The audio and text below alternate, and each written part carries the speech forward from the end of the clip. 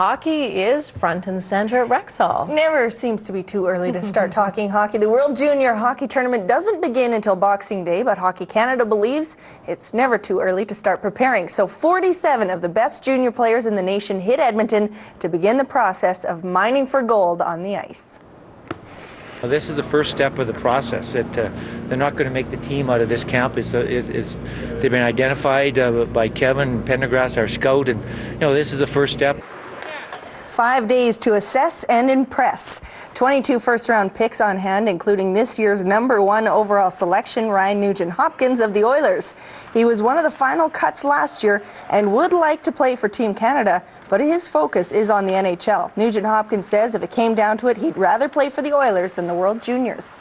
I mean, obviously, I'm going to do everything I can at this camp and make a name for myself, but my main focus right now is making the Oilers, and I want to have a good off-season of training, and hopefully I can crack the squad. The Oilers have 3 prospects in the camp, also in attendance. The Edmonton Oil Kings captain, Mark Pesic. This is the defenseman's second attempt at cracking the roster for Team Canada.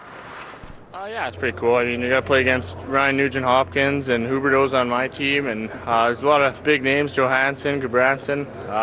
Just look around the room and you can see a name that is either going to play in the NHL this year or next year, who knows. It was a little different today. I mean, playing at where we practice all year and play all year was didn't take any adjustment time, so I just went out and had some fun today.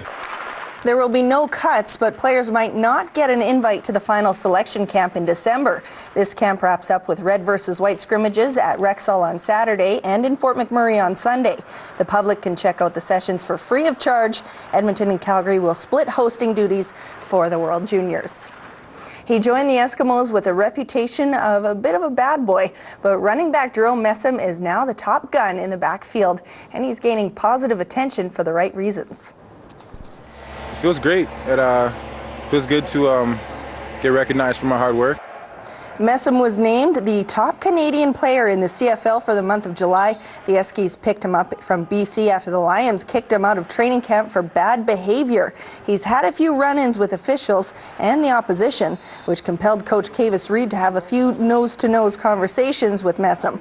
But he's now the #1 ball carrier following the release of Archie Whitlock and seems to be headed down the right path. It feels good to get positive light shone on me and to put that negative stuff to rest. Jerome is on the right path.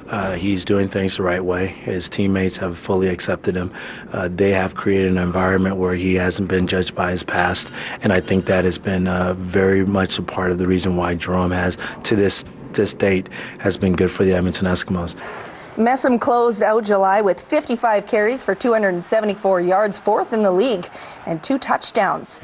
Ricky Ray was also named the top offensive player. He has the best passing rate, over 1,400 yards and 10 TDs last month. He's been intercepted just once in 5 games. The Eskies leave for Winnipeg tomorrow for a battle between the top 2 teams.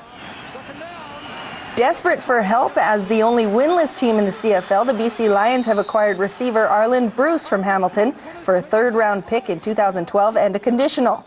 Bruce is one of the best receivers in the game and an 11-year vet, but has struggled in his 3rd campaign with the Tabbies. He has just 9 catches and no TDs. The Lions don't care as they've been plagued with dropped passes. After starting the season with bang on the pitch, FC Edmonton is reeling following a 6-game winless streak, and the boys are a little grumpy.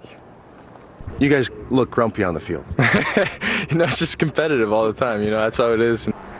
Practice was a little chippy at Footfield today, reflecting the mood of a squad that's on its first major slide.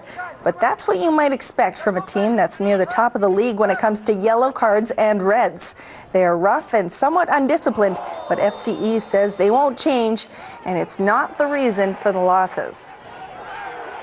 No, I don't think so. I mean, it's a good sign. I mean, obviously we don't want to take yellow cards all the time, but it just means that the guys are passionate. I don't know the stats, but we do take a lot, but we're not taking a lot by us giving up or anything. I think there are smart fouls.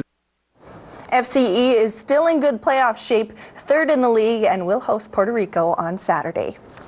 The Capitals squeaked out a 3-1 win in Maui last night. Same matchup tonight. The game is in progress. We're in the 4th inning. The Caps leading 6-1. And the Jays were hoping for a repeat of last night's 3-1 win over the Rays in Tampa again tonight. However, this is where bad turns to worse for the Jays. Down 1-0 in the second, Sean Rodriguez bunts and BJ Upton makes it home on a throwing error. 2-0 Tampa. Coach comes to the mound after that one, but it happens again. Another bunt from Robinson Chirinos, and Matt Joyce scores. 3-0 Rays. Next batter, Desmond Jennings, and you guessed it, another bunt to third. The Rays score 4 times in the second inning and 4 more in the third. The Jays take a beating, 9-1. Robinson Cano and the Yankees taking on the White Sox. Top first, Yankees up 1, and Cano homers to get his 17th of the season.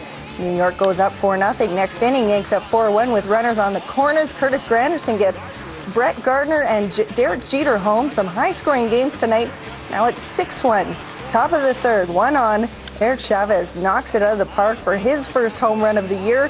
Yankees go up 8-1, but the bleeding doesn't stop there for the Sox. 18-7 the final. And for many of us in broadcasting, calling a home run in a Major League Baseball game is nothing but a dream. But last night, 11-year-old Jacob Resnick did just that. He won a competition and was in the booth for the New York Mets game when Jose Reyes stepped up.